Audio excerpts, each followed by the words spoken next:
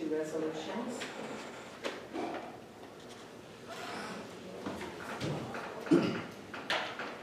Or can we do it all in one? Two? Yeah, right now I'm on live, Okay. but I'll signal you when I'm ready for, I gotta start the Zoom. So give me 1 more second. Okay. I just gotta start Zoom. Okay. Maybe switch you off.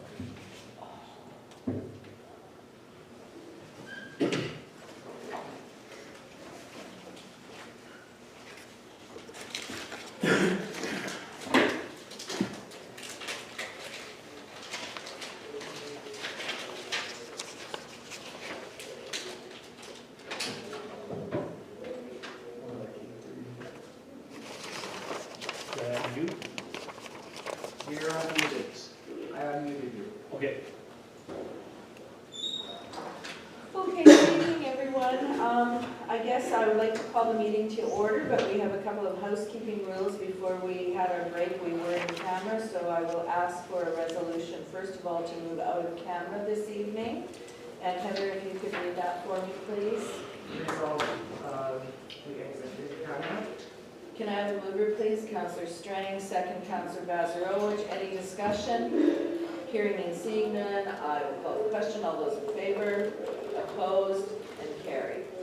Now, the next resolution we need is to enter into our public hearings for this evening, and that will be for subdivisions and variations. So Heather, if you could please read that resolution. Yeah.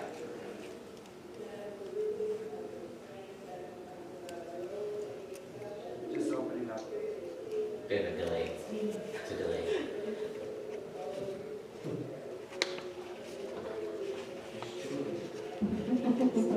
Resolve the regular meeting be adjourned and the public hearing be open for the bylaw rezoning, bylaw 2/2020, S202843, variation order 70, 2020, 71, 2020, and 72, 2020.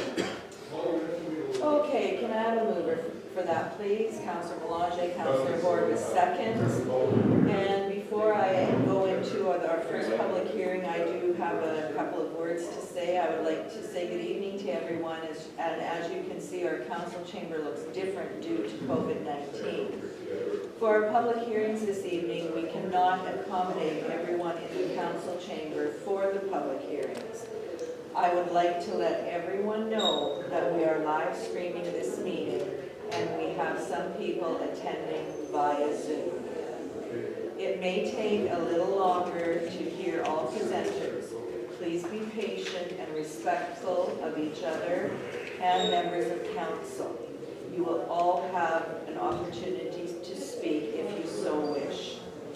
So with that, the first item on our docket is the combined hearing for subdivision file S202843 and zoning bylaw 2 of 2020, and that is at 529 Danko Drive. And with that, Helen, I would ask that you do your presentation first, please. Thank you much, Madam Mayor.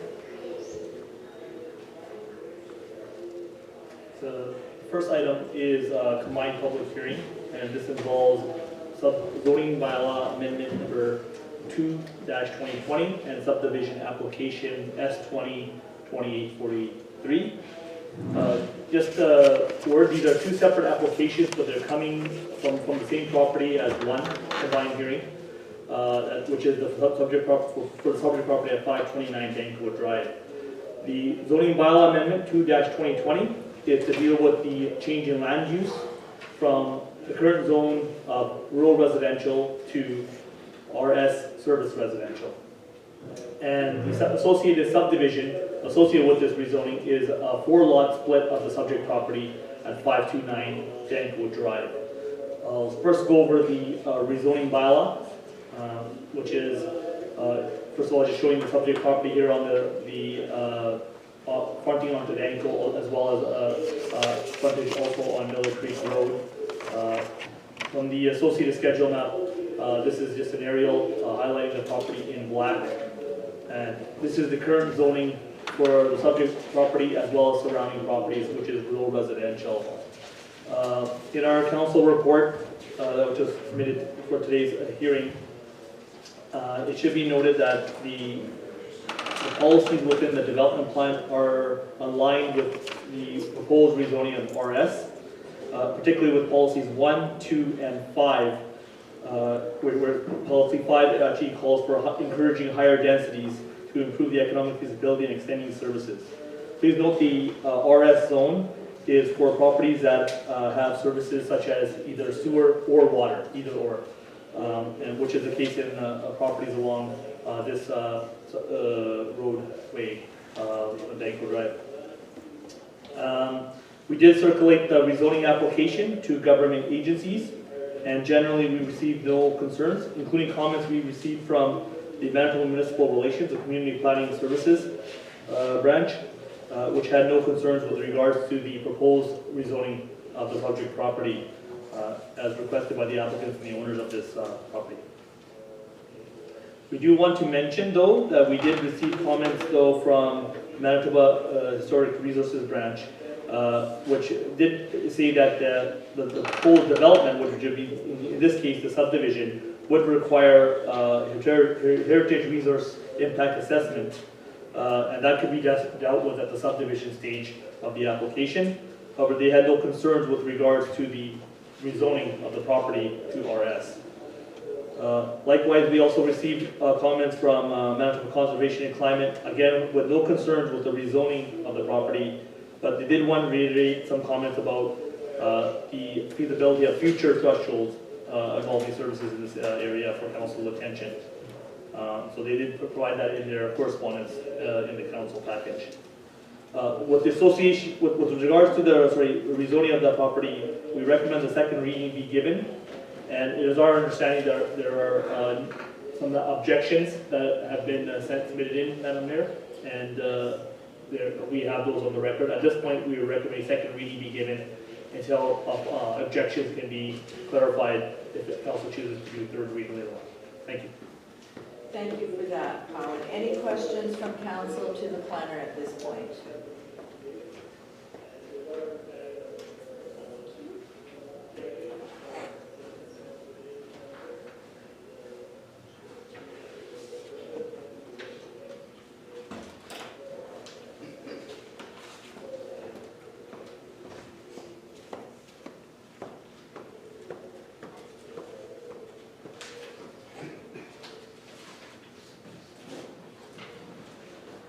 Okay, I do have the sign-in sheet, and I will first ask the applicant if they are prepared to speak or their representative.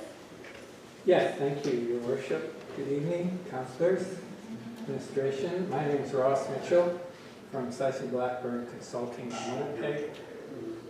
I'm here representing the owner of the property, Steph Dupuy, and we're joined tonight by Steph's father-in-law, can I say that?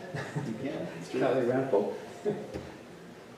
And yes, I'll be speaking on behalf of the applicant, although there can certainly weigh in if the opportunity arises, and I suspect you will call them their names at the end of my presentation. Now, I'm very conscious of the fact that you've had a long day and it could turn into a long evening.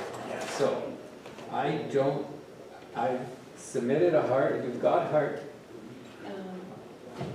Is anybody having trouble hearing? Just when we're outside. We can hear outside. Okay. We can hear outside, we've got a speaker set up as well.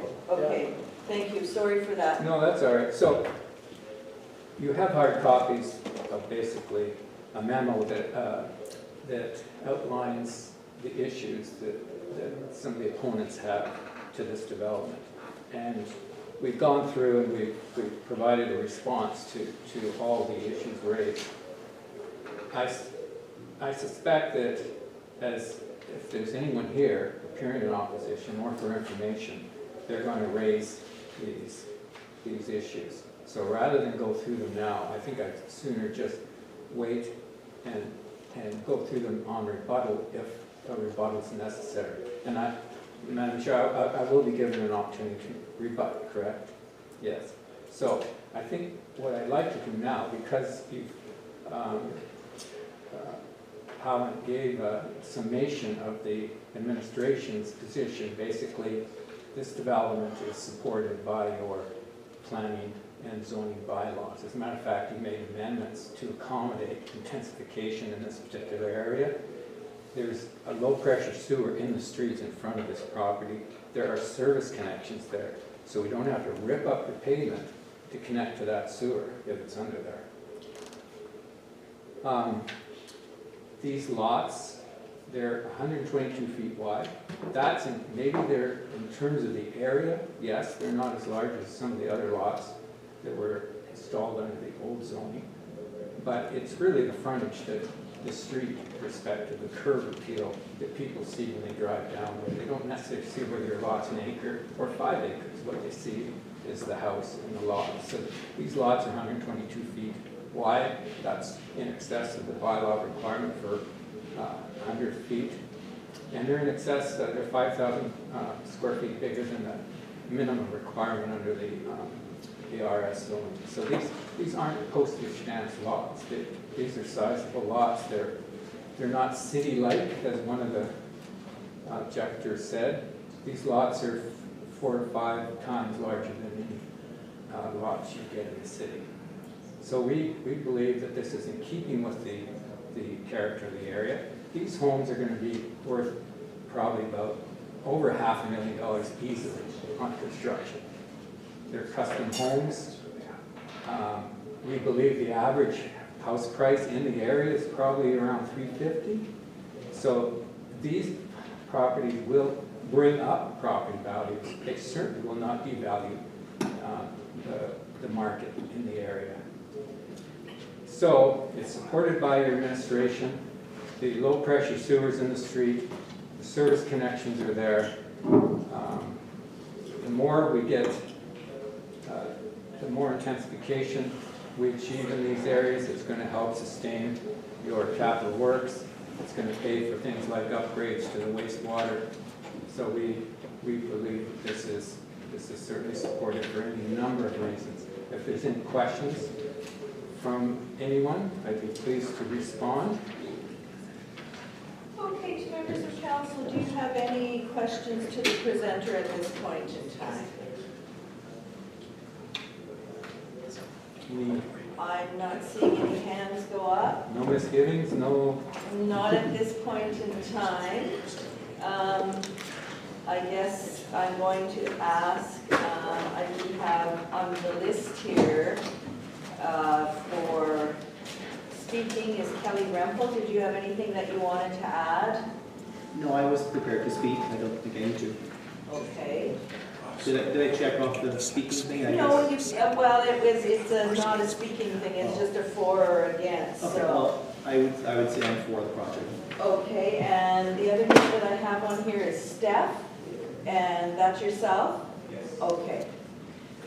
Okay, are there any questions of the applicants themselves rather than the consultant from members of council? Okay, and as we've said, there are a number of objections for this application.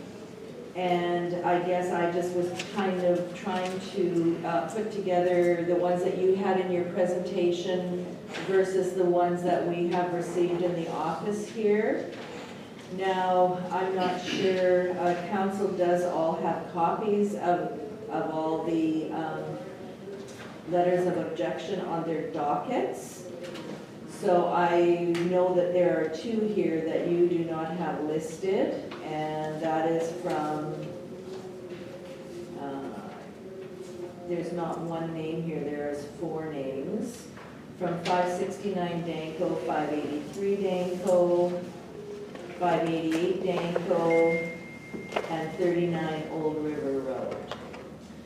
So there's 1 letter from all those people. Now, there are a number of letters, and I know that we normally would read all these out.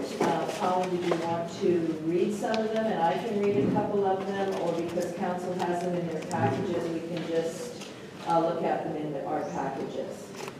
Madam Mayor, what I'll probably do is I will Yeah, I'll probably list the addresses for you as well, Okay. and just basically say it's objections. Okay, So, I'll just quickly confirm some of those just quickly right now.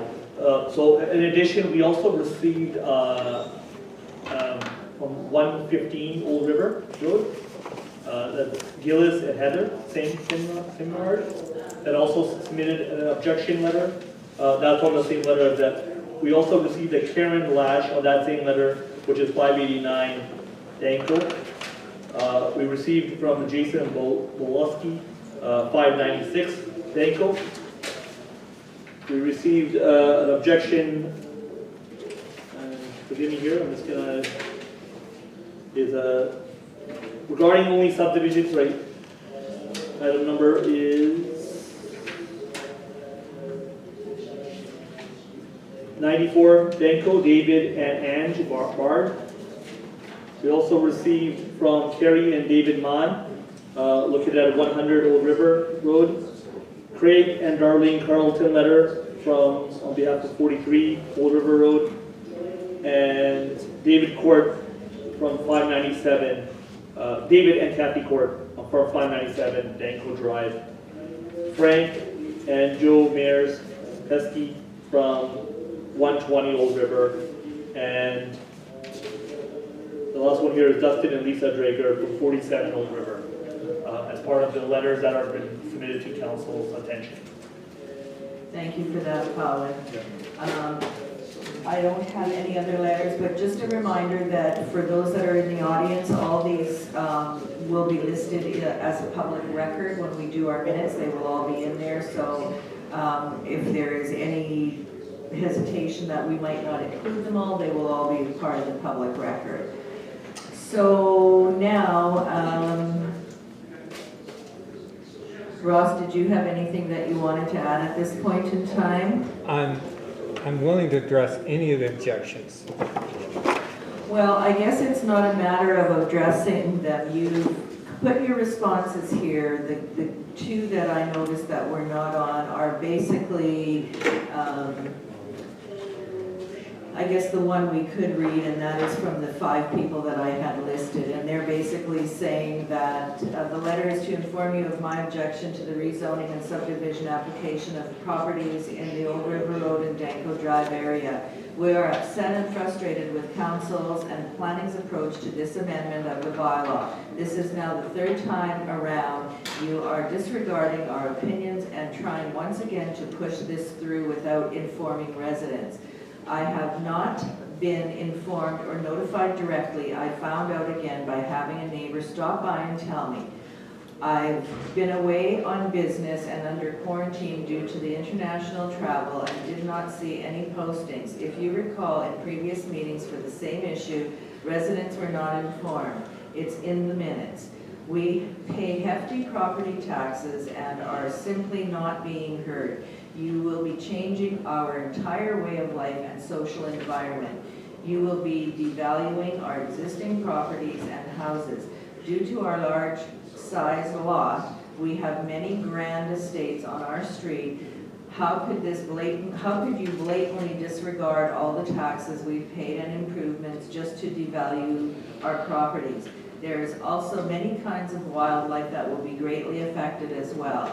We are very concerned that you will be affecting the eminence of our neighborhood. Why? Makes no planning sense. There are beautiful estate-style homes established. Why not continue the trend? Why would council want to penalize the existing homeowners? It makes no sense and is not in line with the existing environment. You make us feel like we don't count, you don't appreciate or understand our contributions to the community or the taxes we pay. It seems that no one is listening to the long-term established resident. Instead, you are allowing an outsider developer whose family is residing in the area for the sole purposes of facilitating the flip. Is there a planned drainage ditch? Has an engineered drainage survey been done? Am I correct to assume that if these changes occur, that municipal water and sewer will follow as stated in the RM zoning bylaw 5 of 2002, section 625? I will not be paying for municipal water or full sewer. Last year, I was forced to hook up and pay for partial sewer that my lot didn't even require. Or are you planning on allowing new wells on small lots when we are already facing water issues? I strongly object to the rezoning, amendment, and subdivision. I wish I was there in person, however, I will be out of town because I was not notified properly or I would have changed my plans. And that is the one that's signed by Cynthia Arsenault, Katrin van der Meulen, David Letke, Emily George, and Paul Gauthier, Walter Kulik. So that's the one that you didn't have listed here.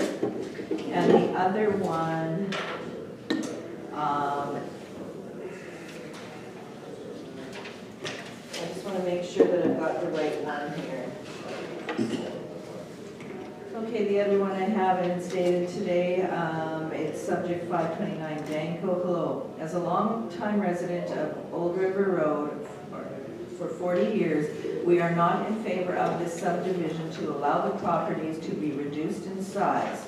This has been a large lot area, i.e. 1 acre for 40 years and should remain as same. Regards, David Baird, 129 Old River Road.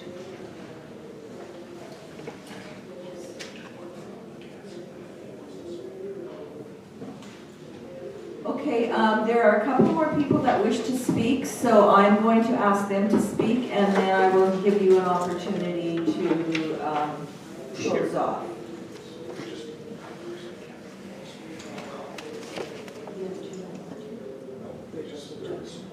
Oh, the support.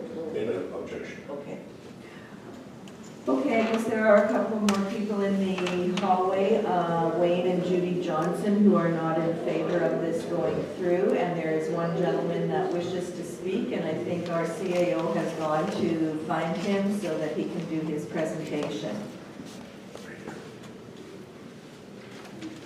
If you just want to state your name for the record, please.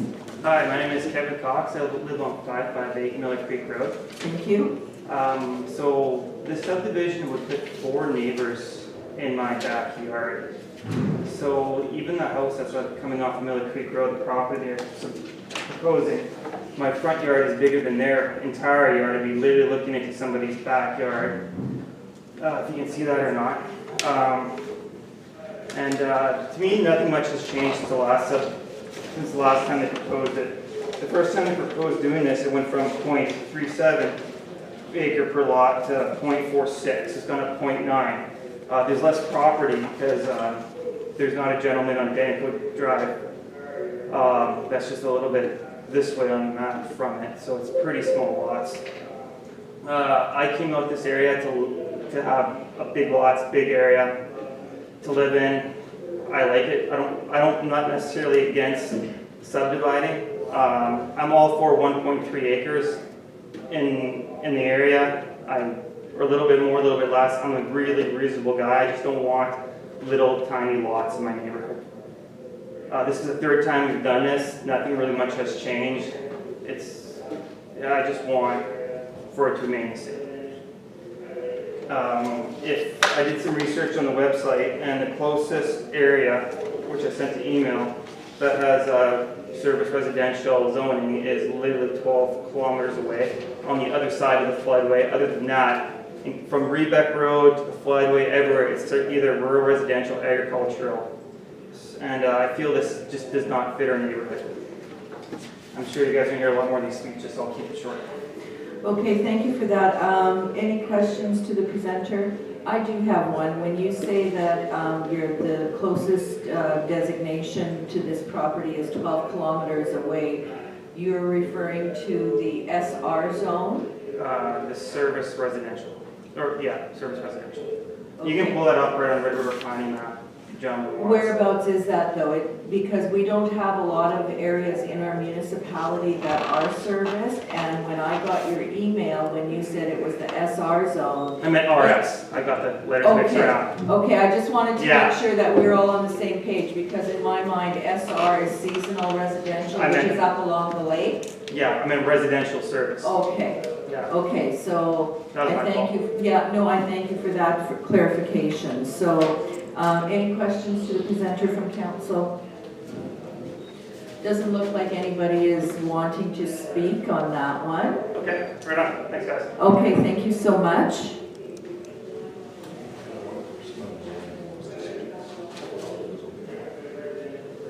Okay, I'm being told that we have one person on Zoom that wants to speak on this application, so I believe Deepak is trying to get him on Zoom so that he can have his say also.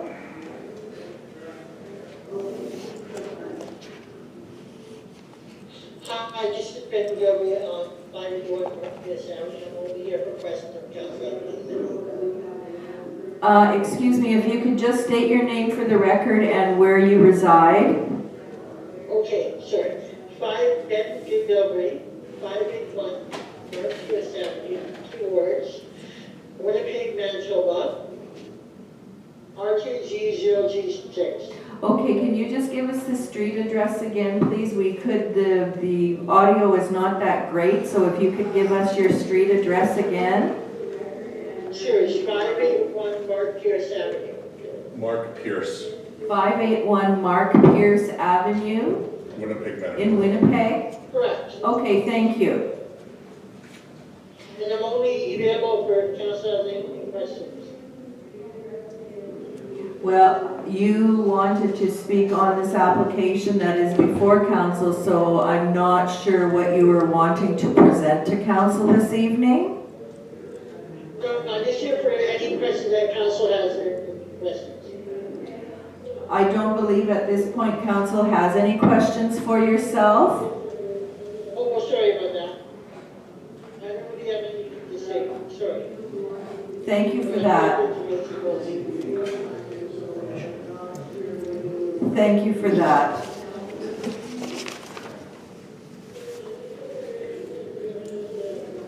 Okay, Ross, did you want to come back and finish up your presentation? You know, we appreciate that people love their neighborhoods, they love their communities, and they have every right to object to whatever is going on that doesn't set well with them. So, I mean, we'd like to honor their concerns and issues. And I think,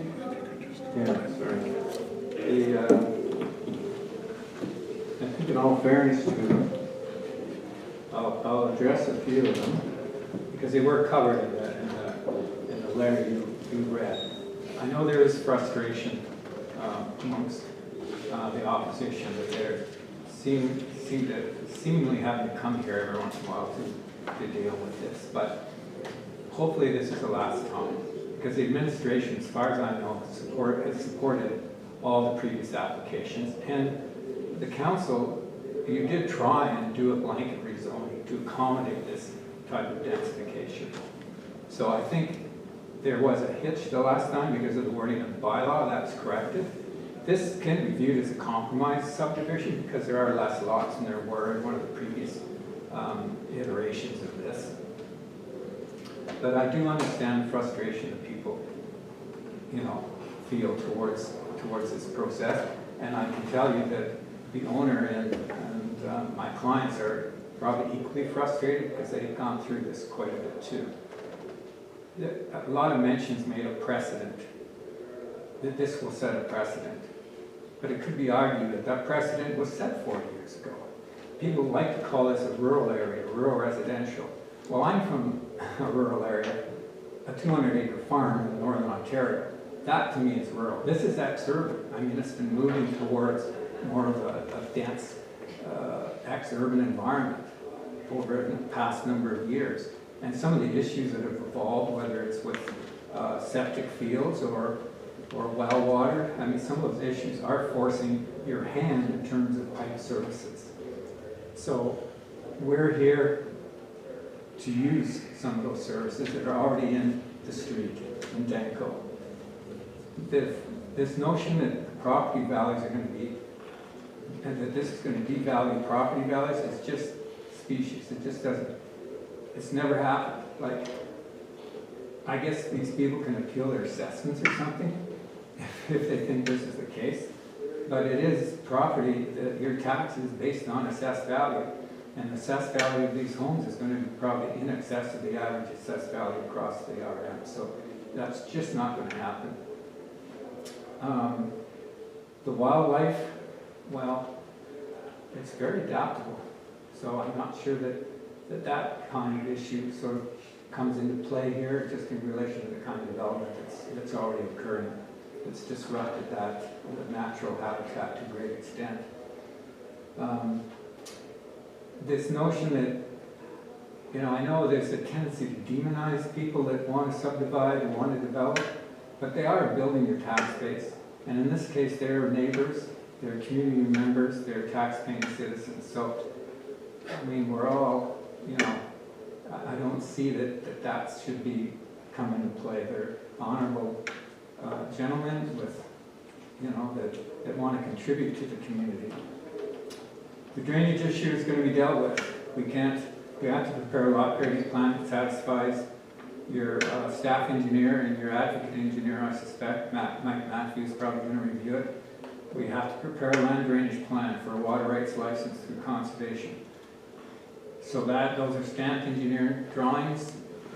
They've already undertaken some drainage improvements in the area that should alleviate any immediate concerns. It's close to the river, there's an outfall there, so drainage just isn't going to be an issue. Well water, I'm not sure what's going on, whether some of these septic fields have polluted some of the sand aquifers. Like, I'm not sure whether these wells are deep or they're shallow, but I'm sure some of the shallow wells could be, whether it's from farming or from septic fields, there may be issues. But I don't know any well water in the province that doesn't require softening, doesn't require filtration, doesn't require, some people are putting UV in their home systems to improve the water. The sooner you get everyone on water, on pipe water, probably the better. But again, that's probably going to lead to more intensification because you need density to support those kinds of services. Mr. Cox at 558, can you put up my picture? Well, I think we all have your information there. Well, you can The see. picture is fine, but I thought you were going to go through the information, and I think we all have that. Okay, so. well, this is Mr. Cox's property right here. So he does, but there is a dense row of trees down that property line that really does obscure the view to Mr. Cox's property. As a matter of fact, this is a view across the field. His house is in this picture, but you cannot see his house. Not only that, he's put a fence up, but it's a chain link fence. So I'm not sure what kind of privacy issues he had. But it's not something that's good. His house is, in fact, his house is located to the front, and he'll have a neighbor to his north, fronting on the cul-de-sac, but in terms of the other properties on Danco, there's really no privacy issue. And I said I was going to be brief, and I'm not being brief. So I guess I'll leave it at that. I think this is really a culmination of several efforts on the part of the municipality to rezone this area, service residential. So this is really in support of that. Thank you. Any other questions? I'll be pleased to respond. Thank you for that. Council, any questions to the presenter? I'm now being told that someone else has arrived a little late and would like to make a presentation to council, and our CAO is just getting the name and the address. So as soon as I get that, we'll call this gentleman forward to speak to council.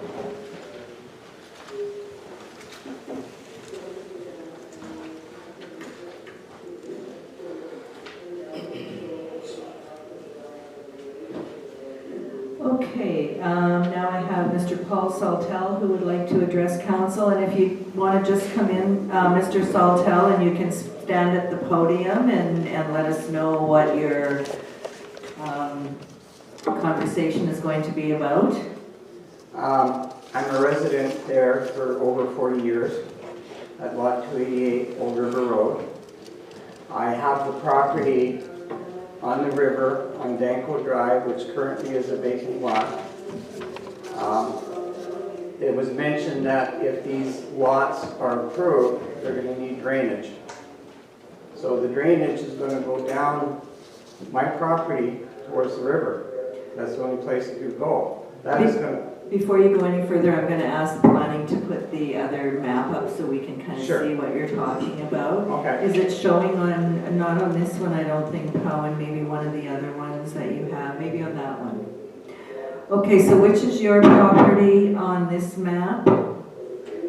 From the proposed property, are you to the north or the south? I think you're getting a pointer so you can show us. Owen, is there a different map that perhaps Mr. Saltel could, or you could put up for Mr. Saltel? Use the applicant's, sorry, push the button. Oh, I see. Okay. Okay, Okay, so, there. where is that little Push the button. picture? There you Okay. So, these are the properties on Danko Drive here. Right, Okay. This is Smitty's property here. yeah, This is my property. okay, It's 2.39 acres roughly. This is the little walkway that they put in to connect everything that we walk every day. right, Okay, and he's proposing undersized lots over here, okay, okay, that aren't common with the area. Okay, so my concern is that you may want to need to put drainage. So where would you put the drainage to the river? That's going to devalue my river property that I'm planning to build on. The other thing is that when this municipal sewer system was done, it was built for a certain number of homes.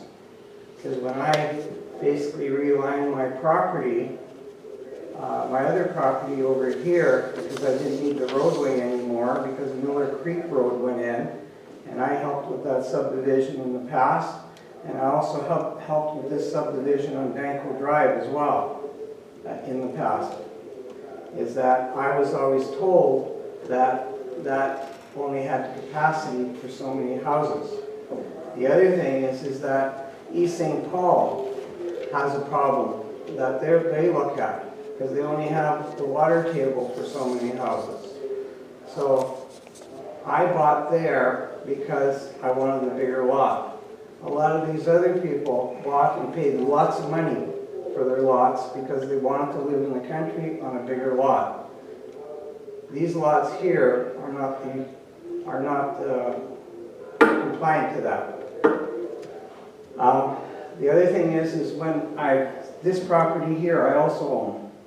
Okay, which we're going to be talking about a variance because my son-in-law and daughter are going to move there.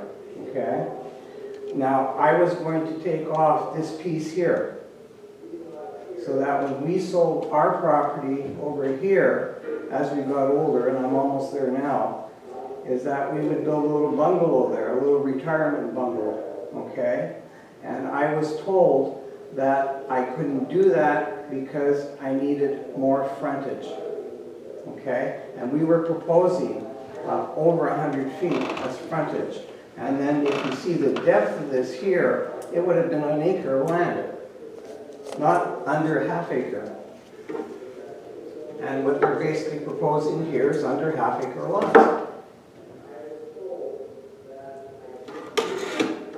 Okay, is there anything else that you wanted to share with us, Mr. Saltel? No, thank you very much. Thank you very much. Any questions from council? Go ahead, Councillor Gazarovich. Oh, excuse me, one other question. Do you have anybody for this subdivision? The people that are proposing this subdivision, have they gone and talked to the neighbors? Do they have anybody for it? I've done subdivisions before, and we go talk to all the neighbors, and we see who's for it. We get letters of support. Is there any letters of support here? Well, there have none been presented this evening, I can tell you that. And as far as if they went to talk to their neighbors, they haven't shared that information with us. Okay. Go ahead, Councillor Bazarowicz. Mr. Sartell is proposing to put this smaller lot in there. With this zoning, that would be allowed now, right? This is only for 529 Dangle Drive. But if he went through the same process, that would meet the criteria that these lots. If the applicant who came in, new applicant came in for another rezoning and subdivision, same process, then it would still require council approval, but you can do the same thing as what these applicants are doing today. Thank you. Okay, with that, I believe that we have heard everyone who wanted to speak on this application. Oh, just one moment. Heather, what is it? Is there someone else who wishes to speak? I think he wanted to address Just as a the rebuttal. drainage. Go ahead. Just state your name for the record so we have it. Yeah, my name is Steph Dupuy. I live at 529 Danko. The only thing I did want to mention, if you could put the other one you had there, Pavel, that showed Mr. Sartell's lot. Yeah, as part of any subdivision, part of drainage is crucial because we can't flood everybody else's stuff. And in many subdivisions, in all subdivisions, you have to drain all that on your existing lot. Now, we've been successful in the past by having this lot cut off, this lot cut off, and this lot cut off. Now, part of that is to put in the existing cul-de-sac that is there now to service this person, the par A's, and land drainage out of all of these lots, including my own. There's a ditch in the back here that goes all the way down to the road. It goes all the way around with a culvert that goes underneath that beautiful walkway he was talking about. And then the water goes down the Pares land right alongside, and it drains to the river. Now, nothing goes onto his property, and all of these other ones would drain that way. There's a ditch in the front, and there's a ditch in the back. And part of the subdivision, we would have to go through a full redesign of the drainage to make sure that they individually meet those requirements. That was the only rebuttal that I really wanted to address to council. Okay, thank you for that. Okay, if there are no other people in the hallway that want to speak on this rezoning application, I am going...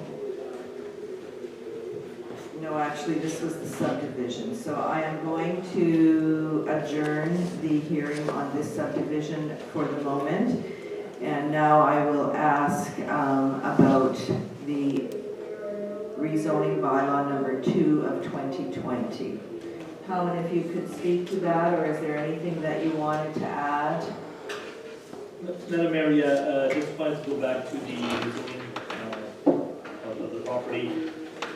Like I said, at this point, council can give second reading, and planning would just request that us in the RM administration at least confirm the objectors we have before we proceed to third reading on the bylaw. Council just decide, and we would probably bring that for the next meeting. Council did decide to give second reading, and then confirm that we did have objections.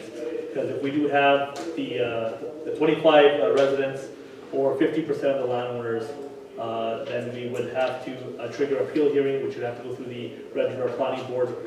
The applicants would have a chance to present at the appeal board, as well as any objectors would have a chance to make a representation at appeal hearing before council can actually give third reading. The other thing about this is that the subdivision of this property is pending the rezoning. So rezoning is necessary to ensure that the lots are in conformance. So that is also a condition of the subdivision, among the many other conditions council can consider. So we expect that council may want to consider tabling the subdivision in order to ensure that rezoning has gone through. It's something to consider. Council does not have to do that, but it's something we could do. Thank you for that, Pawan. Did you have anything that you wanted to add on these from the consultant? In terms of what? Well, I guess I've adjourned the subdivision hearing. I haven't closed it, I have adjourned it. Now, we're looking at the bylaw for the rezoning. Is there anything that you wanted to add on the bylaw itself? Yes. Can we just have a quick discussion? Oh, can you? I'll give you 2 minutes. 1 minute, yeah. Okay.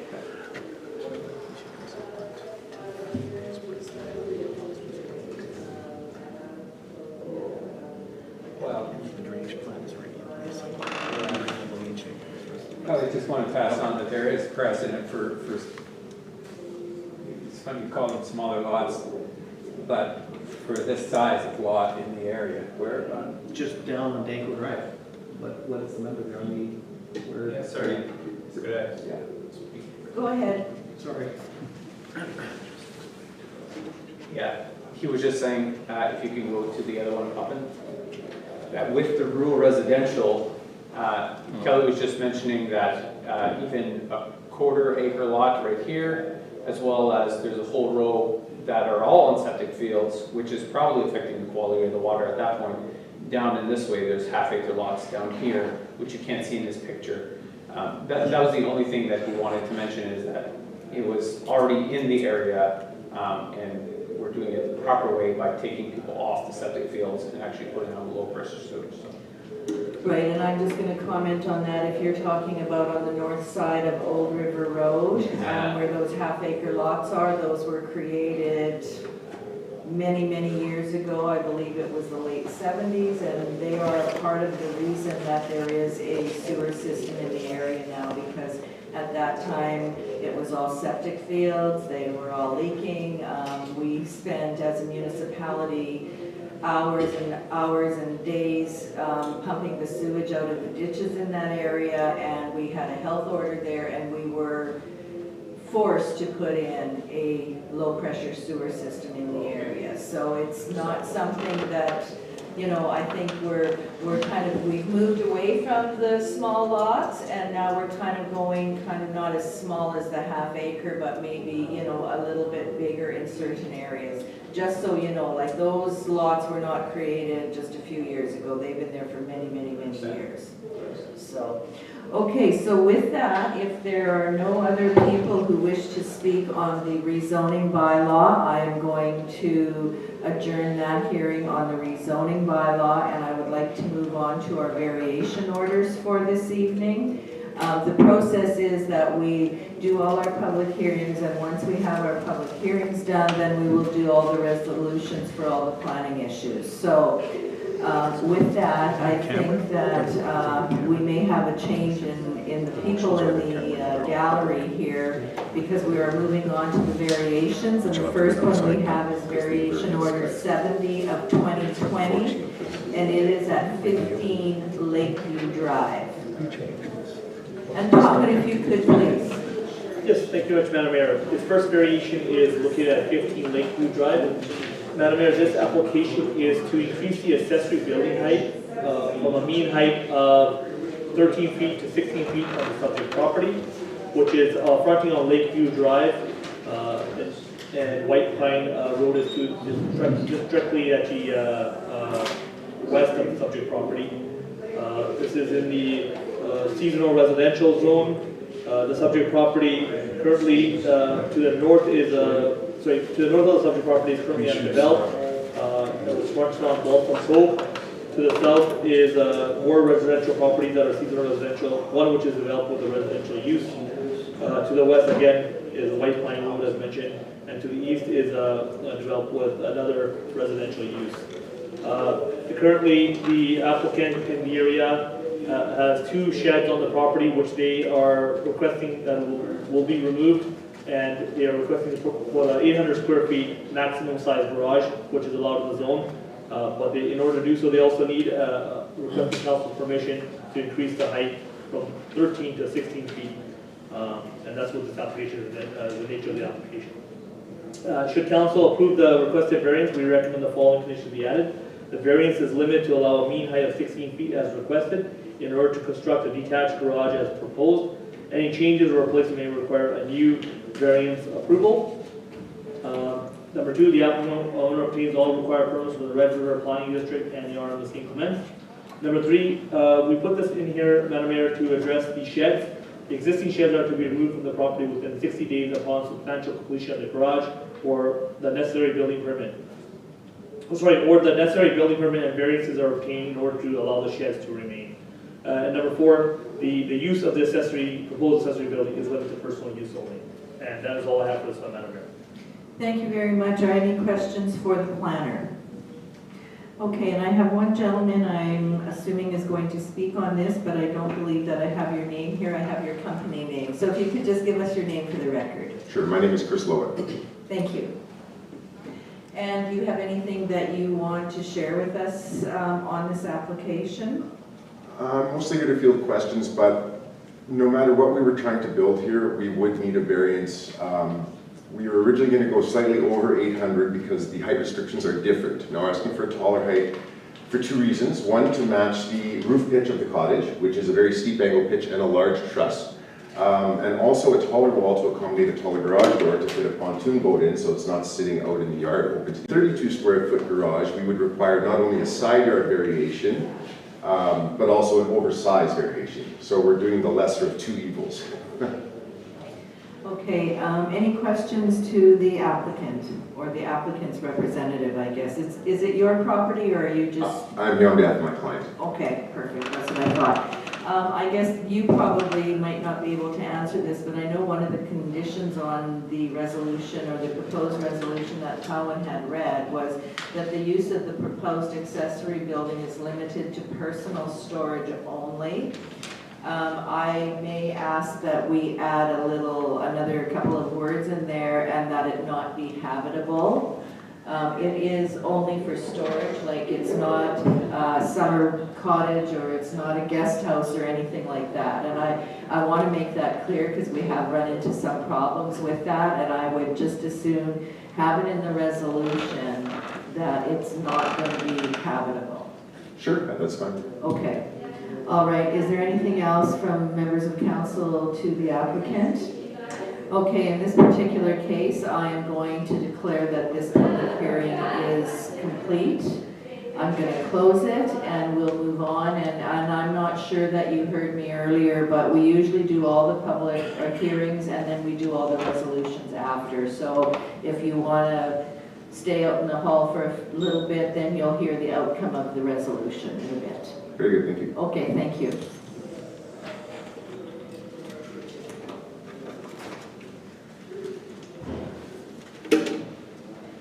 Okay, the next application we have is variation order number 71 of 2020, and that is on Losney Place, and that is Mr. Brown. Hi Jim, I'm gonna first ask Pawan to do his presentation, and then I'll ask if there's anything that you want to add. If you'd like, you could sit here. Go ahead, Pawan. Yes, Madam Mayor, yes, variation 71, 2020, 18 Losney Place is to increase the permitted combined floor area to 1,700 square feet and also as well as permit the number of accessory buildings to 3 in order to permit an 80 square feet shed on the subject property. Subject property again on the north side of Losney Place, which is a cul-de-sac terminus, is currently developed with a garage and it has a proposed garage coming forward, which the council may recall that was recently granted permission, which is 720 square feet, as well as a shed that the applicant is now requesting to remain on the property. So in order to do so, the applicant is going to be increasing the combined floor area from the previously approved 620 square feet to 1,700 square feet, as well as increase the number of allowable accessory buildings in our bylaw from 2 to 3. And our office has no concerns with regarding the number of buildings. And we just want to note that if approved, the variance is limited to allow a combined floor area of 1,700 square feet for all accessory buildings and to allow a total of 3 accessory buildings on the subject property as presented within this application. Any changes in use and or replacement may require new variance approval. The 80 square feet shed does not require a permit, but does require to meet all requirements of the zoning bylaw, including the number of buildings. So there is no permit requirement, but it just, as long as it's remaining at the same spot, it will be in compliance. Pending council's approval. Thank you very much. Okay, thanks for that, Bowen. Any questions to the planner from members of council? And Mr. Brown is in the audience. Do you have anything that you want to add to your application this evening, Jim? Okay, I do not have anybody else on the list here who is wanting to speak. And if there are no questions to the applicant or to the planner on this one, I will say that we will close this public hearing. And I will move on to the next one, and I'm not sure if you heard out in the hallway, we're going to make all the decisions once I do all the hearings. So, okay, thanks for that, Jim. Thank you. Okay, the next one I have is the public hearing for variation 72 of 2020. And I'm going to have to get some of the people that are standing outside back in here. So if you can just bear with me for a second, please, Pawan.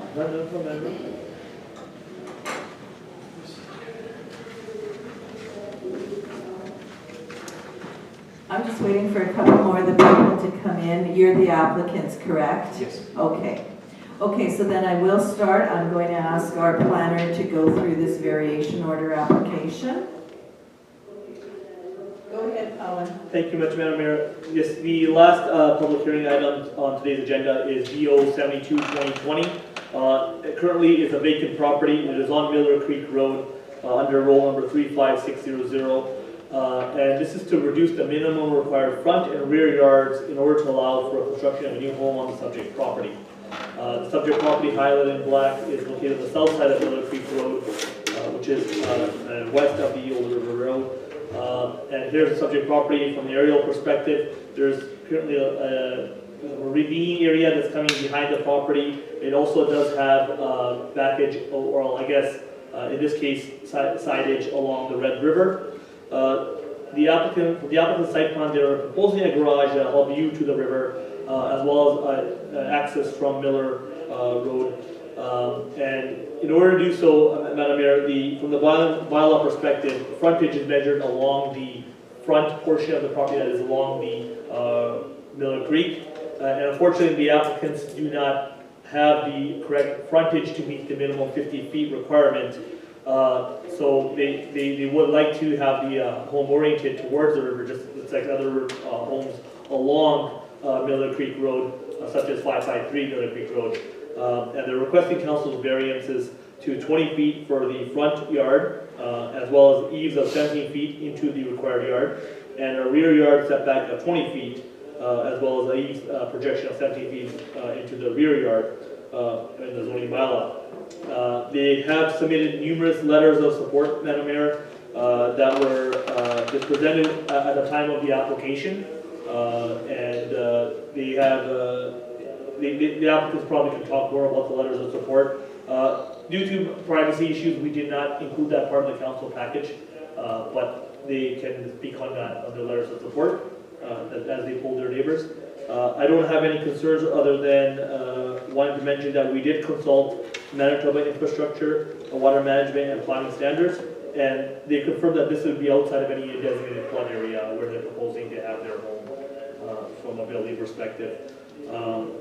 Aside from that, should council approve the request of zoning bylaws, we recommend the following. The variance is limited to allow a front yard of 20 feet minimum and a rear yard of 20 feet minimum, with eaves projecting a further 3 feet towards the front and rear sight lines for a home as proposed within this application. Any further changes, replacement, or additions would require new variance approval. Number 2, applicant owner obtains all required permits from the Red River Planning District Office and the RM of St. Clements. As you know, Madam Mayor, there will be a rock grade permit that will be required at the time of the application. Thank you for that, Pawan, and yes, there would be a lot grade required for the property. Do members of council have questions for the planner on this one? Okay, see the applicant is in the audience in the gallery here. So Chris, did you have anything you wanted to add to your application? Nothing that we really needed to add. We did get letters of support from everybody within about a 4 or 5 house path all the way around. The location that we selected on the lot, there's a natural hill that's built onto the lot. Unfortunately, that's also the narrowest part of the lot, which is, you know, always, everything kind of comes together at times, doesn't it? But that's the situated location where it was. We did get a letter of support from both the neighbor on the north side as well as the south side. And I have those in the package if anybody wanted to see those. Okay, I'm not sure if we need to see them, but perhaps you could leave a copy with planning just so they have it on their records, and they'll send us a copy just for our records. I'm not going to have it read into the minutes or anything like that, so. I believe it was provided to Colin, and he Oh, can okay. provide that off to anybody. Okay, who wanted yeah, to see then those. we'll get a copy of it. Yeah. I guess, and I get what you're saying, but there's kind of, it looks off of Miller Creek Road, it looks like almost like a driveway going in there. Is that where you're proposing to put the house, in that area? The house would be probably, sorry, is this that? Just out of curiosity. Is this that? Yeah, Yeah, that is. Okay, so Colin, sorry if you Colin, can you go back to the aerial? Thanks. Okay, so the house is proposed to kind of sit somewhere right in Right here there. with that garage that's going to come off this way. So where the driveway access would come in would be at the corner. There is an Right. opening in the trees, Yeah, and then it would come through and come around this way. okay.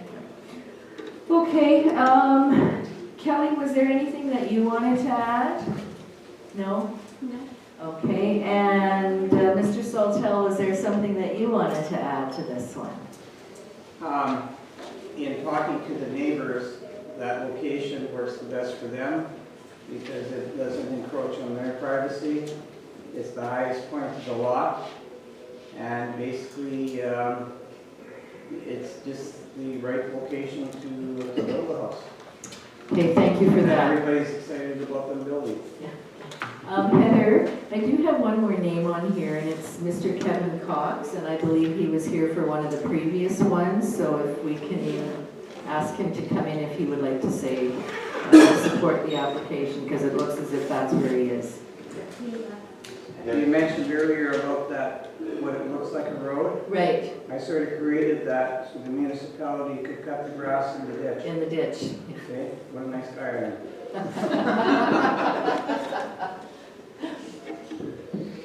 I'm a little curious though too, when I look at this aerial photo, where it says 4304, there's just a little snippet of land there. Who owns that land? I don't have a... Oh, in the front of our property? Well, it's actually Ross. almost, it looks as if it's in the drainage ditch. Oh, okay. Oh, I see what you mean. Oh, closer to the river? Yeah. Would that be yours, Mr. Saltel? Also, yeah, that one Yeah, right in that there. belongs to my lot over here. Okay. There used to be a roadway here. Right. Because I helped create Miller Creek Road years ago. Yeah. So that we could subdivide the property. So we didn't need that roadway alongside my property. And that's what I did for the last 2 years, is to get rid of that roadway, add it onto my property so the frontage would be more. So anyway, that's the history behind it. Okay, thank you for that. Is Mr. Cox going to come in to speak? No? He's left? Oh, okay. Okay, perfect. Okay, so if there are no questions from members... Oh, go ahead, Councilor Spicer. Can you go back to their house plan? So, you're showing an eave on the deck, so obviously you're, like there's an eave here? Yeah, it could possibly be enclosed in behind the garage to make it like a 3-season sunroom. Yeah, okay. Just for future if you're gonna do it. Okay, no, I just want a clarification there. Okay, are there any other questions for the applicants or the planner? Okay, and I'm going to say that we are now going to close the public hearing on this application, and if you can bear with us for a minute, we will close all the public hearings and then we will go into the resolutions. Okay, Heather, if I could have the resolution to Well, there's two that we adjourned, so I think we'll have to do at least perhaps 3 resolutions. We will need one to adjourn the subdivision hearing. Okay. Resolve the subdivision hearing be adjourned for S-22843. Can I have a mover, please? Councillor Sutherland, Councillor Bazarowicz seconds. All those in favor? Opposed? Carried. And now, Public hearing for the bylaw. right, the public hearing for the bylaw, we will adjourn that one also. And if council so chooses this evening, I believe that we can give that bylaw second reading with objections so that it does come back to us. So if you have a resolution to adjourn that hearing. Resolve the public hearing for bylaw 2/2020 adjourned. Can I have a mover, please? Councillor Strang, second Councillor Horbis. Any further discussion? Hearing and seeing none, I'll call the question. All those in favor? Opposed? Carried. Now the other variation orders, number 70, 71, and 72.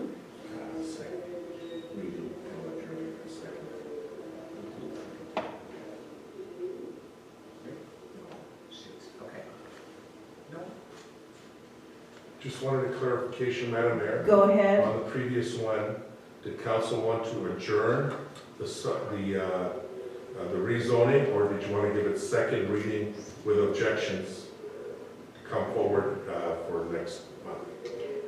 I believe the intent was that we were going to give it second reading with objections, so it would come back for third reading next month. Can we do that in the resolution? Give it second reading and then adjourn it? The first one is adjourned, the second one is given as a second, so we'll update the second one. If council could vote on that, be it resolved that, what's the number, sorry? Zoning bylaw 2 of 2020. Zoning bylaw 2 of 2020 be given second reading with objections. Okay, I guess that's a little bit further on in the resolutions, or did you want to put it now? Okay, that's further on the line. Right. Okay, so now we are at the variations, 70, 71, and 72, and I'll need a resolution to close those public hearings. Resolve the public hearings for variations 70, 2020, 71, 2020, and 72, 2020 be closed and the regular session of council be reconvened. Can I have a mover, please? Councillor Sutherland, Councillor Bazarowicz seconds. Any further discussion? Hearing and seeing none, I'll call the question. All those in favor? Opposed? And that is carried. Okay, so now we're down to number 14 on the agenda, which is the zoning bylaw. And if I could get the resolution for that one, please. Resolve bylaw 2, 2020 being a bylaw to amend the RM of St. Clement zoning bylaw 5, 2002 with objections. Be given second reading. Okay, can I have a mover for that, please? Councillor Belanger, Councillor Spicer seconds. Any further discussion on this one? And giving it a second reading with objections means that it will come back to council's table at our next planning meeting, which is at the end of August. So I do have a mover, I have a seconder. I will call the question if there are no questions. All those in favor? Opposed? And that is carried. Okay, so now we will go to the resolutions from the planning hearings, and the first one we would have is subdivision file S20-2843.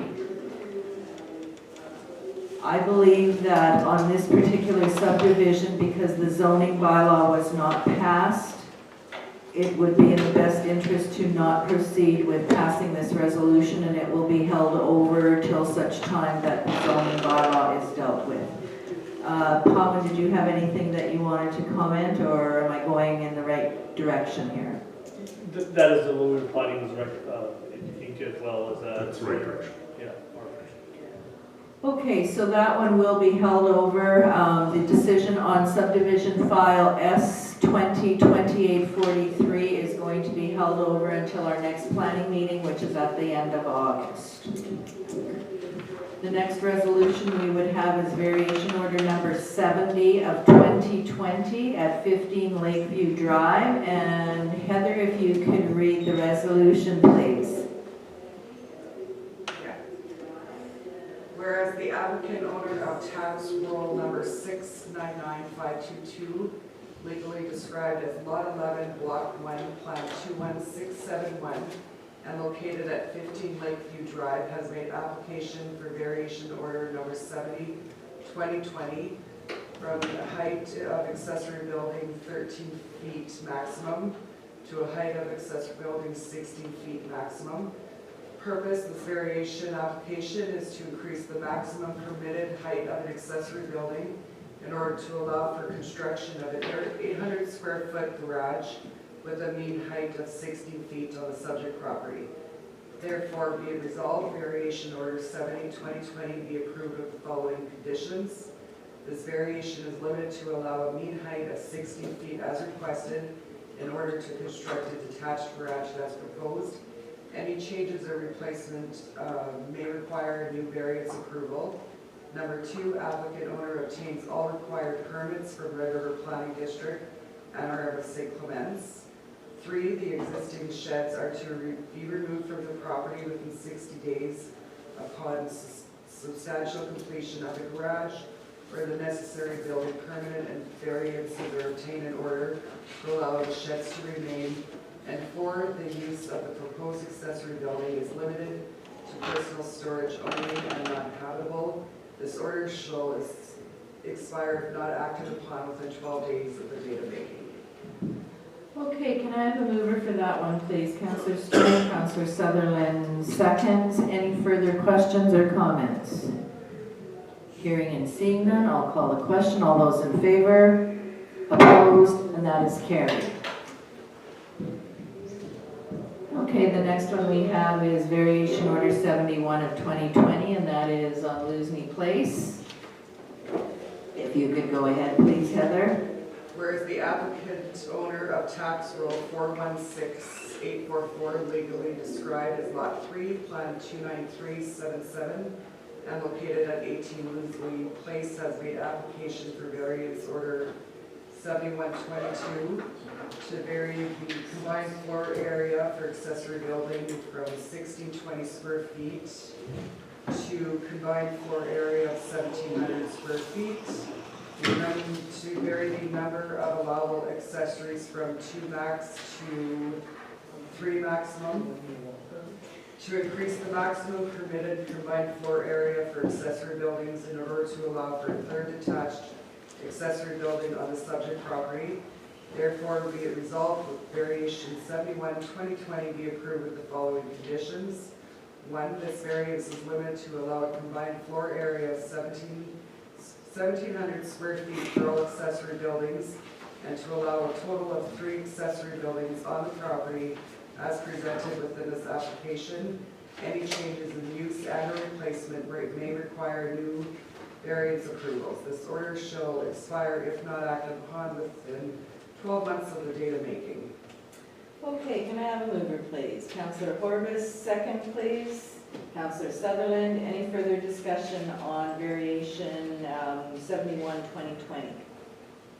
Hearing and seeing none, I'll call the question. All those in favor? Opposed? And that is carried. And our last variation for this evening is variation order number 72 of 2020 on Miller Creek Road. And Heather, if you could please read the resolution.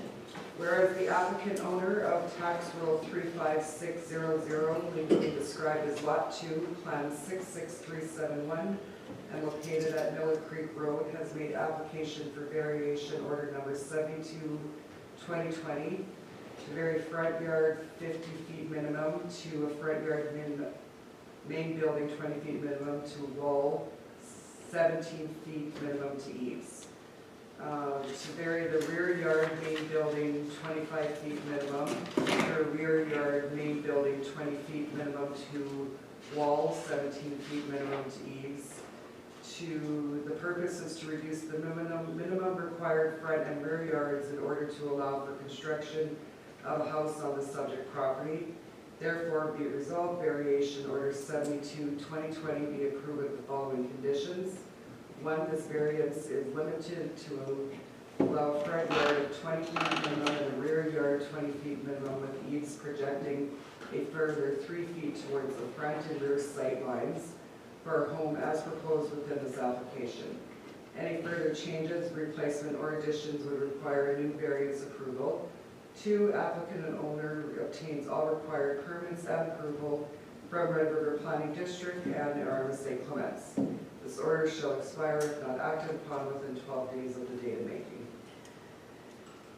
Moved by Councillor Spicer, seconded by Councillor Strang. Any further discussion on this variation order application? Hearing and seeing none, I will call the question. All those in favor? Opposed? And that is carried. And that ends our public hearings for this evening. I guess we are going to go back up the agenda, and I believe, Heather, you had one item that you wanted us to discuss, and maybe we'll do that before we get into our committee reports. Do you have anything on the computer for that particular one, or were you just going to chat to us about it? Conan, if there's nothing else for you, I don't believe, so if you want to depart, that's fine with us. Thank you. Thank you much. So this is the St. Hubertus Game and Fish. They come to us annually for their Manitoba Wildlife Federation fundraising event. It's going to be held August 23rd, 2020. The decision paper reads that they're going to go through the COVID protocols, so they've changed. They're basically going to be set up exactly like how the golf courses are. There's going to be one way around. So they're going to have walk in one direction, hand sanitizer, wipes available, pre-booking prior to the event.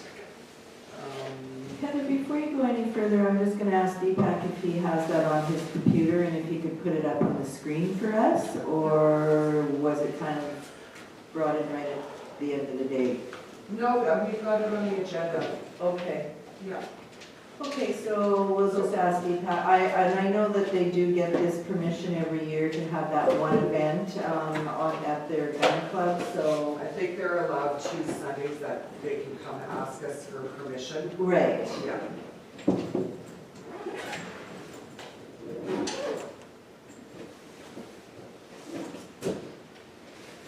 You out of business. Have a good week, Colin.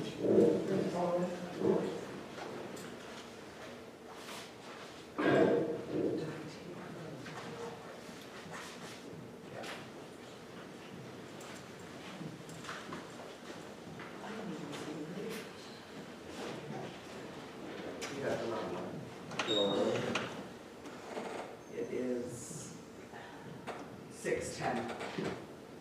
You might have to refresh maybe.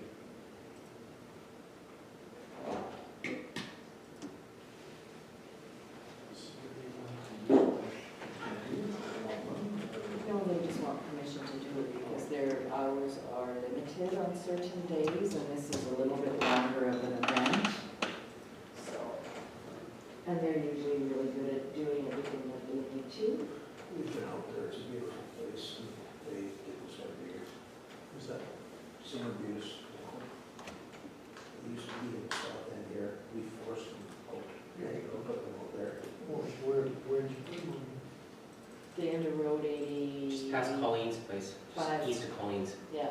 Oh, in there, in the old gravel pit there. Okay. Okay, we now have the letter up on our screen, and I think basically Heather has gone over it, but just so we all see it in front of us, we did have a resolution last year that that we authorized them to host the Manitoba Wildlife Federation special shooting event, and this is what they're asking, the same thing for this year, so. Anything else that we need to know there, Heather? No. So moved.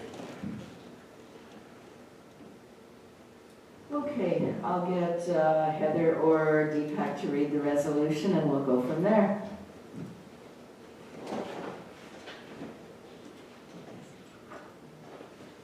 Whereas a request was made by the St. Hubertus Game and Fishing Association to extend operating hours August 23rd, 2020 to host the annual Manitoba Wildlife Federation fundraising event. Therefore, be it resolved, St. Hubertus Game and Fish Association be authorized to extend operation hours on August 23rd, 2020 from 9 a.m. to 5 p.m. to host the Manitoba Wildlife Federation special shooting event under the condition that parking for the event be managed on-site and the federal range rules will be adhered to. Can I have a mover, please? Councillor Bazarowicz, second. Councillor Horbis. Any further discussion? Hearing and seeing none, I'll call the question. All those in favor? Opposed? And that is carried. Okay. In that area, yeah. Okay, pretty much all done on everything on the agenda other than the council reports. And this evening I am going to start with Councillor Bazarowicz.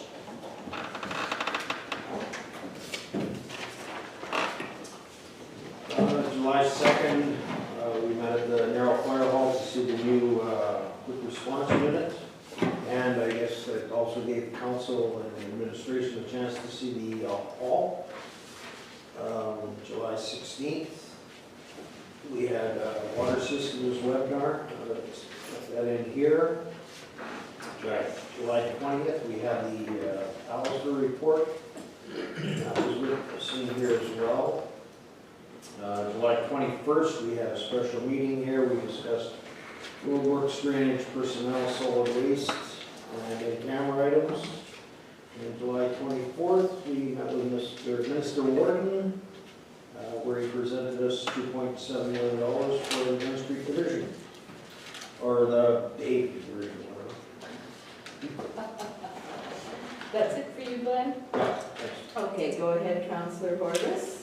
July 2nd, Fire Hall, 21st, Cowell meeting, and 24th, Dave's Beach. Okay, I'm just gonna say on the 21st, Cal meeting, it was a special meeting, I would put it that way so they'll have it right in the office. And that's all you have? Yeah. Okay, Councillor Sutherland. Okay, well, I'm into June here, too. I don't know what. June 24th, the A&M webinar. I think we were all supposed to. Yeah, I got that. On June 24th, we attended the East Beaches Fire Hall, the rapid response truck. And some of the people that were never there before, a little tour of the Fire Hall. Also on the same day, after that, I went to a GMCC meeting, Councillor Horbis and myself.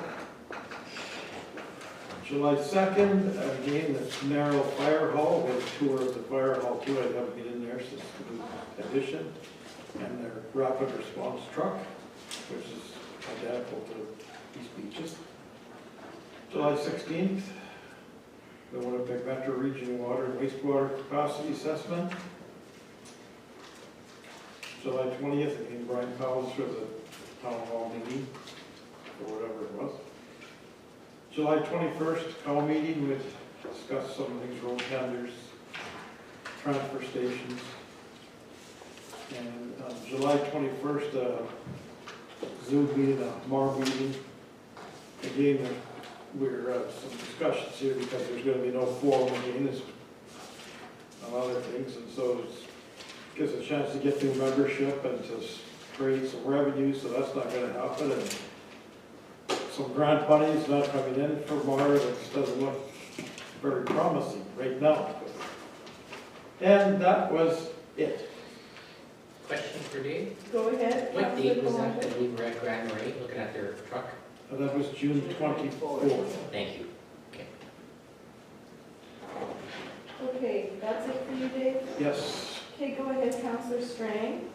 Well, I regretted that I didn't write down my end of June from back to my meeting also, as I'm listening, I was at some of them also, but I had down July 2nd at the Narrow Fire Hall, and that was the unveiling of the new fire truck and the tour of the expansion of the fire hall.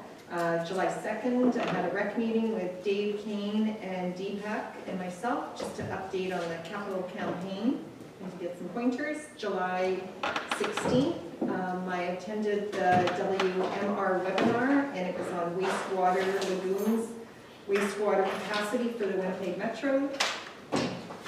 July 20th, I also attended the webinar for the town hall, and it was with the premier, and it was mostly actually more of a COVID update, but I found it more for businesses rather than to do with our municipality, but you know, it was still good information that was sent out there, and it was hosted by ministers' wives. And July 21st, attended our special meeting here, our committee of whole meeting. July 24th, also attended the Guns Creek provincial grant announcement for our $2.7 million. July 28th, today, planning meeting. Oh, and this morning I also had a capital campaign meeting with Dave King for South St. Clements Activity Center.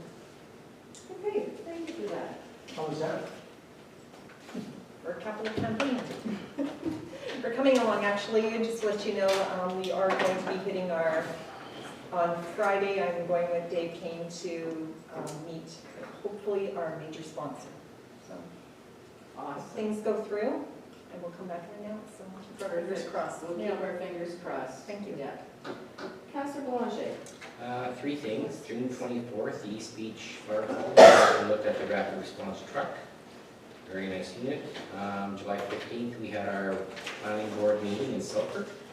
And July 21st, our special meeting. That is it for me. Thank you so much. Councillor Spicer, I almost forgot about you sitting at the head of the table there. Okay, so on June the 24th, we had the webinar with the province on Bill 4849. And I have to say I was not sure disappointed is the right answer, but I guess they told us the feedback that they had so far, but they only wanted us to comment on some of the certain things, so it was kind of interesting. And the same day, we went to East Beaches Fire Hall for the delivery of the new rapid response unit. July the 2nd, Narrow Fire Hall, delivery of their new rapid response unit and a tour of the expansion of the hall. July the 16th, we had the Winnipeg Metro Region Water and Wastewater webinar. It was good, it was a little fast. I wouldn't mind requesting, like, there were some of those forms that they never really went over. Did you get a copy of any of those feedback? What was that, sorry? WMR. Like they had spreadsheets with huge amounts of information on it. They just, we'll go over these. I plan to, I've told colleague, the executive director, I'd like to set up a meeting with their engineers and with Greg and myself and Dick Menon to go over the details of all the information that they did, because I'm not confident in the numbers that were presented, and I'm not confident in the predictions that they put forward, so that we want to make sure all the proper data has been provided to them. So and at which point I'll get that. It'd be nice to see it once it's. Maybe a new update. Yeah, updated, let's call it. July the 20th, Brian Hollister, Town Hall, Province of Manitoba, basically COVID-19, Council Strang. I thought it was very similar to what she said. It was kind of business related, but it was still interesting information. July the 21st, we had our special meeting. We had RFQ, a solid waste, remote train, and some in-kind items. July the 24th, Province Manitoba grant. Thank you. Thank you. Okay, I guess I have a few more. June the 23rd, of course, we were here for our council meeting. June the 24th, the municipal relations meeting go to, and that was for 48 and 49. And I guess the big question, and we're all kind of still wondering, is when are the regulations going to become available, a draft form of them, so that we can really see what we're going to be up against when the new legislation comes into effect.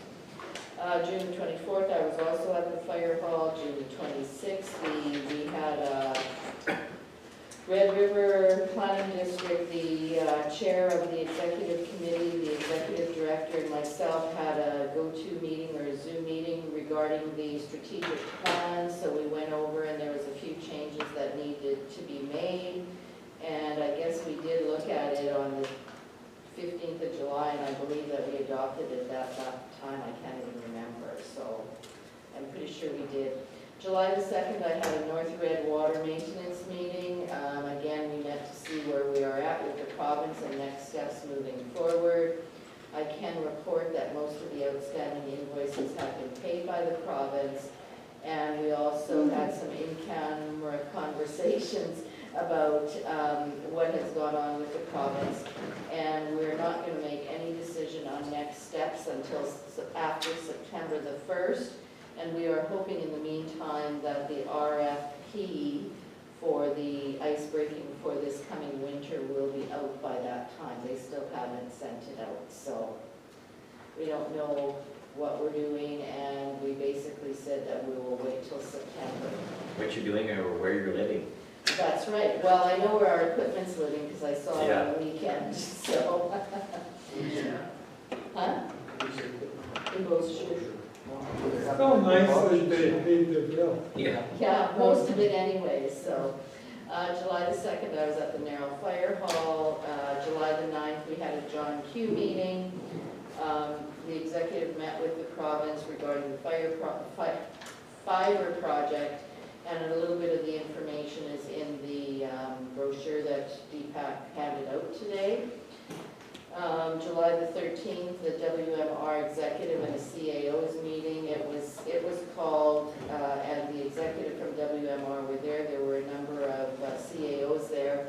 And I guess what we found that was happening is some of the information that was talked about around the WMR table was not getting back to the CAO to pass on to the rest of council.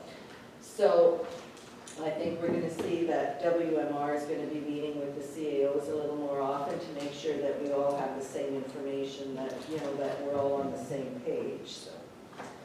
And I guess one thing, there were a number of presenters that day, and one thing that really stuck out in my mind, one of the presenters spoke on what needs to be done and the challenges that we have.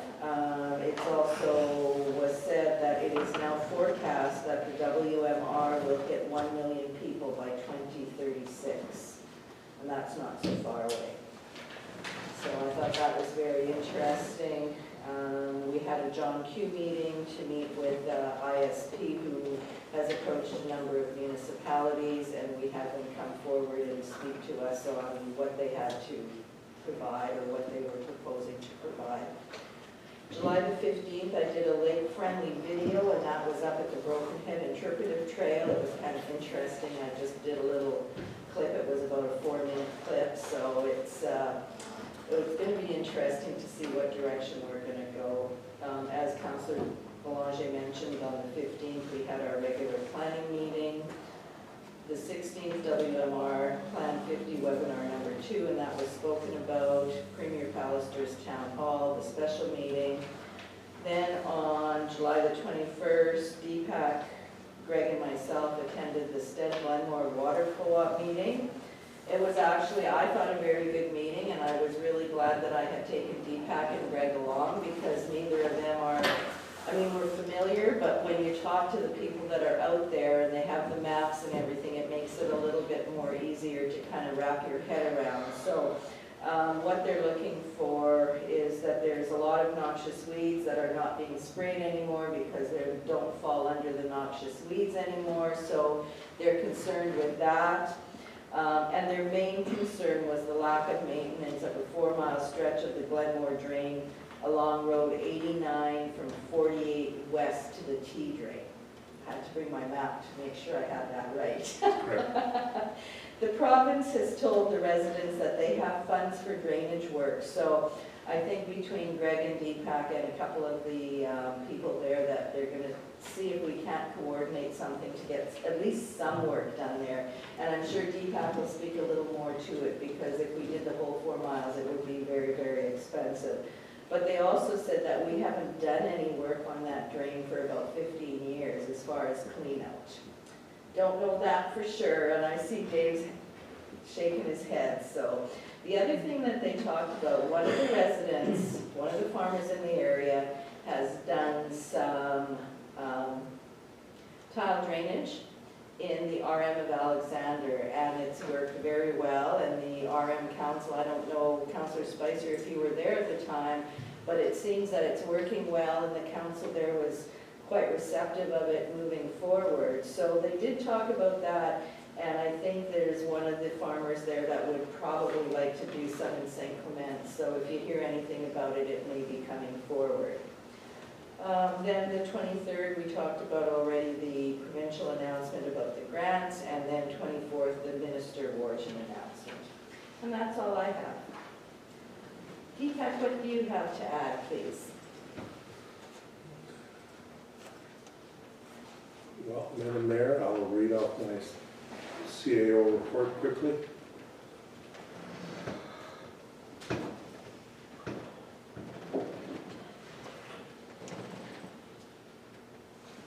First of all, you received this at an earlier level, but I'll give you a quick analysis from our Public Works update. We did the asphalt crack seal and the asphalt patching. The tenders for the year's work has gone out. The significant delays due to the design complications expected to be and was awarded. The asphalt work that we've talked about. Brushing, smaller hand brushing has been completed, and we've been cleaning the intersections and densely populated areas. Landfill project, in order to limit the leachate, there was a construction required in regrading the drainage to keep the clean water separate from the impacted, upgrading the road ditch and construction around the cells, and that's important to understand because it has an impact on the drainage and ditching. So in July, we're ramping up the drainage and utilizing 2 of our excavators. Once that landfill is finished, we'll utilize all 3 excavators at that point. That's an impact.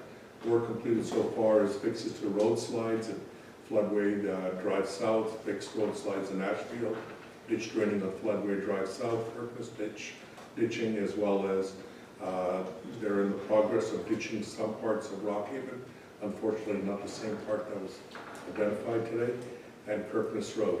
In addition, surveying to identify various problem areas. Utilities, we've done inspections of all curb stops, valves, and most of this information. Hate to interrupt you, but I think it's floodway drive north. We're going by there again this morning. One of our excavators is there, or is it on both sides? Could be on both sides. I'll verify that. That's a good No, I point. don't think it's south. I don't think it's up? I think it's north. It's north? Yeah. Okay. I'll make that correction, that it's for north. And so, Donkey. pardon? It's where the donkey is.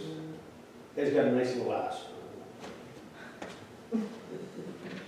Just keep I'm going. missing this. It's a yellow You can bird tell me, with a you pony. can tell Mr. Gazzaro, which has I been know so where long it is. today.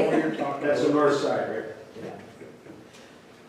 Gravel and dust control program, which began May 19th, is basically, which our priority in June. The program is somewhat complete now, and we're moving on to other things, but there's always little bits to do. On 2020's tax bills, they have mentioned that the processed, the bills will show a balance as of June 30th.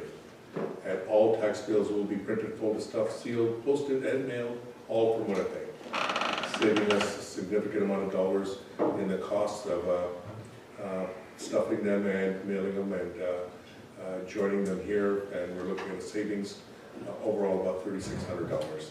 The tax bills printed and should be in the mail by the end of the week or Monday, so we're expecting them to be done.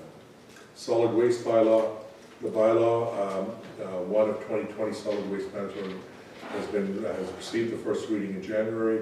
Due to COVID complications, it was put on hold, and we should be going out to engage the public again, citizens on before second and third reading. We should initiate those discussions with our consultants, Blueprint. I'm having a meeting with Blueprint in August, and by the time we come back for our August meeting, we should have a plan and be able to share what we're doing as part of our communications plan for the solid waste bylaw. Grant applications.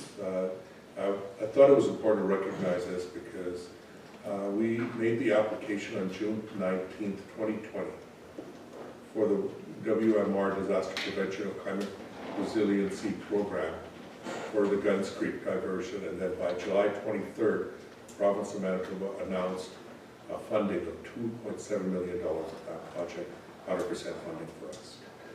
So general meetings that I attended, Bill 4849, briefing with the province via Zoom, WMR, the regional plan discussion with the CAOs, instead of the COA, CAOs. And I don't know how I missed that twice. Secretary Treasurer, I had a meeting with the Secretary Treasurer from the Lord Selkirk School Division. We had some good discussions about how we can sort of participate together. One of those will be, I talked to him about the neighborhood cleanup program that we're looking at moving forward on. He was excited to be a part of that. There wasn't any ask from the Secretary Treasurer, so it was a true get to know each other and how we can work together. Did he say anything about, did she know anything about school or what's going to happen? Did you guys talk about that at all? Or? He said that they're looking at opening at this point. And so he's relatively new to the project, to the area. He came from healthcare. He was in the e-health area for the city of Winnipeg. And has been working here. He said that they're looking at trying to figure out what's happening, and they'd like to partner with us. One of the biggest questions was, what are we doing into the lands, especially some of the old public works yards that were torn down, and how is that going to impact the school there? Are we planning something? What are we doing in that area? I said, you bring up some good points. It's high on council's priority list, and we're looking at trying to entice some development that can help to further densify and create the tax base for this community. And so, good meeting, and we've agreed to meet again in the future. So WMR Regional Plan for 2020 webinar had happened, as well as the webinar Town Hall with the Premier that's going to be discussed, and the Stead Glenmore Water Management Co-op.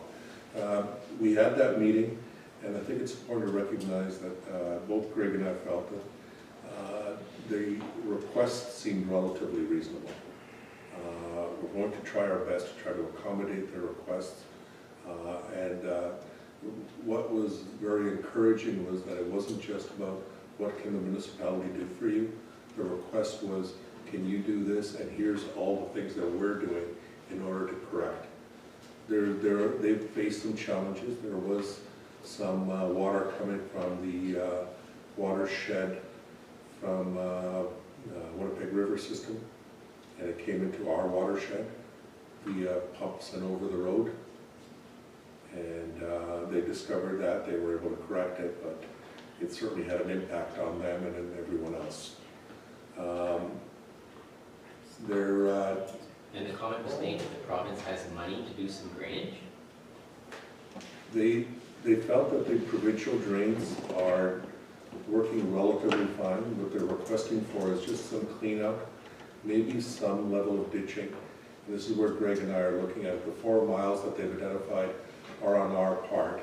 They would like the province to look at doing a better grading all the way down, especially the T-drain, and correct that. But the problem with the T-drain is there is this large concrete section that has a significant drop.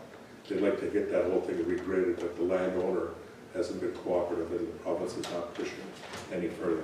So what they're trying to do is move forward on any way they can to just keep the water flowing without impacting their crops. So one is exploring more tile draining. The other is to see if we can help them with some of the ditching and mulching. One of the things they talked about was that in Alexander, there was Alexander brought, or the province, when they went to do the work there, on the Alexander side, they brought in an excavator and worked to do the ditching and leveling, and it took a solid week, I think it was a week, solid week, 7 to 10 days to finish 1 mile with an excavator. And then they brought in this other device, which is basically like a large bobcat with a huge mulcher on it, and it just tore through 3 miles in 3 days. And so you know, one of our tasks is if we can find those mulchers and get that some of that work. If we could do 4 miles and just clean up some of the bulrushes and some of those things and really mulch them up so that they're not blocking up the drains, and that might get things started. And then what Greg and I are looking at discussing is maybe identify where there are some high spots and then just come in there and do clean up those, as opposed to do an entire regrading ditching, which could take some time. So Greg's going to start the surveying work as well to see if we can be on top of it. They seemed reasonable. Our expectations were, you know, that they might be a lot more upset, but I think the dialogue was very constructive and it helped us to move forward. Is there anything further you'd No, I guess I would have to say the same thing. I kind of took Deepak and Greg just in case there was a lot of yelling and, you know, things like this. They can be a little vocal, as we all know, but no, they were very good. They were willing to discuss, and it wasn't that you got to do it. It was like, you know, maybe we could kick in some money if need be for certain things needing to be done. So I thought it was a really good meeting. Good. Was Holmes there? Yeah. Sounds like they're doing a little bit too at their end also, so. Yes. They are bringing some of their own money, some of their own lands, that they're wanting to experiment, and they want to take a look at tile draining as well. One of the biggest issues that they have is they have no need for water retention at all. Not like any of most other parts of this in this province. They just have too much water that just needed to be gone. And so whatever they put in the tiles, they want to remove sooner than later. Well, that land was all bog there, that's why. It's all musky, it's all timber. And that other drain is becoming a bit of a problem, which is the provincial work to go to the Winnipeg River system, going the other direction. And but they're in the middle of some challenges, and so I had to help them understand what they were, when the province communicated to them and told them that they were going through a duty to consult and what that meant and how long it could possibly take. So I think they're beginning to gather that. And you know, how important it is to get that done properly. So the other is a provincial announcement of the WMR grants. There were 2 of those. One in Winnipeg and the one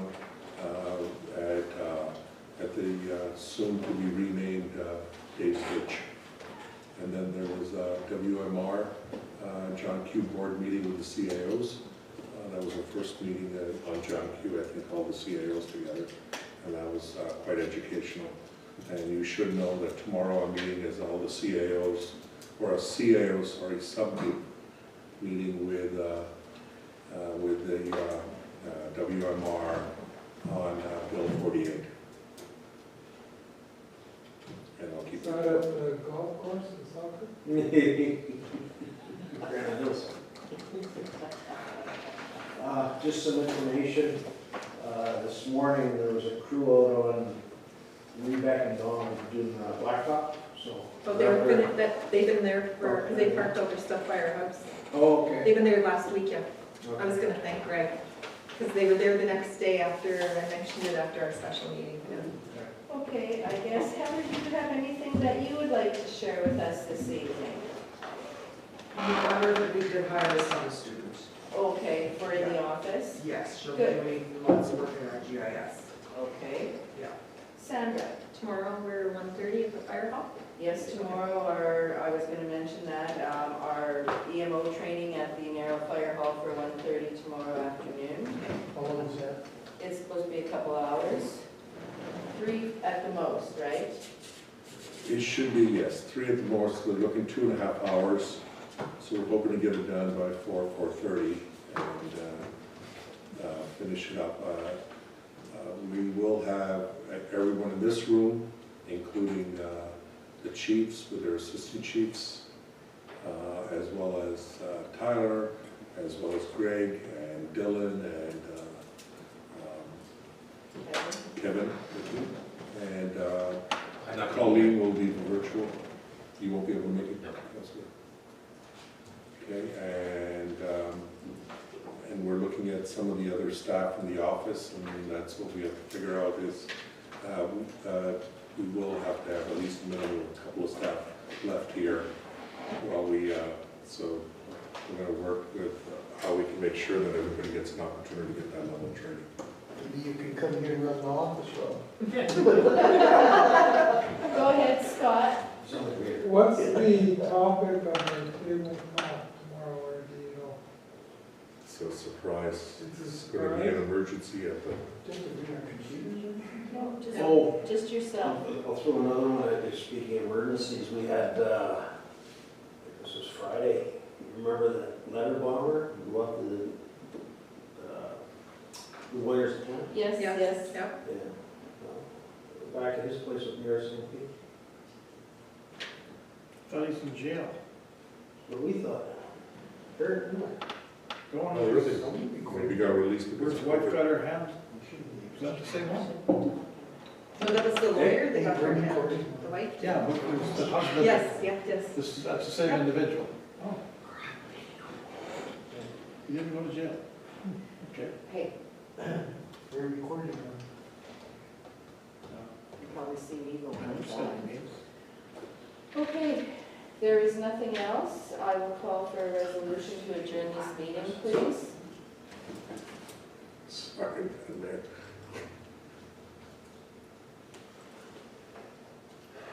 Resolved, this meeting of council be adjourned at 7:56 p.m., July 28th, 2020. Can I have a mover, please? Councillor Strang, Councillor Lazarowicz seconds. Any further discussion? Hearing and seeing none, call the question. All those in favor, opposed, carried. And we'll see most of you tomorrow then. We did our in camera. Probably going to talk about that subject. No, we can. What's the camera? Yeah, we gotta let Heather close everything down. I'm going to show her